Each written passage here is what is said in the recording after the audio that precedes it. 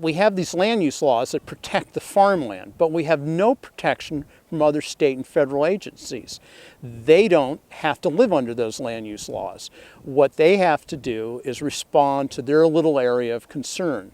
So what you may feel is a reasonable farm practice, the public may not like at all. So they can just openly attack you. Once they learn how to do this, any citizen can bring forward that very fatal complaint. They can prove that you really can't farm that land, and they can show why, because it's not practical or economical because of the environmental concerns. Well, basically what we're doing is using our land use laws against the exact thing we were trying to protect, and that was farming and agriculture and other resource activities. But we end up reversing the intent of that law, and that's because one agency doesn't talk to the other.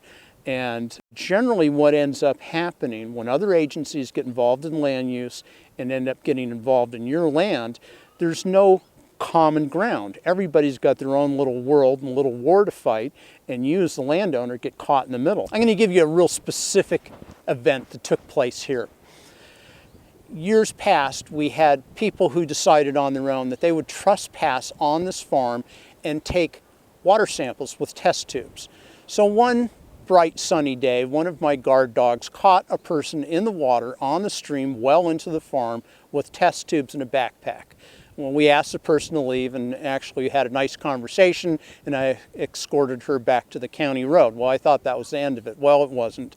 It wasn't shortly thereafter that then a state agency showed up with state funding to do a 3-summer-long water quality test. The study came out in the end to not really show a heck of a lot of anything of great concern. That never seemed to have brought the issue to an end. To this day, we always are confronted with the issue of, are you really damaging the environment? Are you really a threat? In the state of Oregon, we have no common ground, no common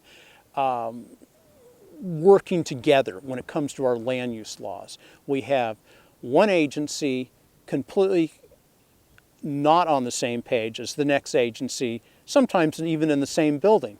So given the importance we've put on our land use laws and the conflicts that we've ended up creating because one agency doesn't talk to the other, is very tough when you're the landowner caught in the middle.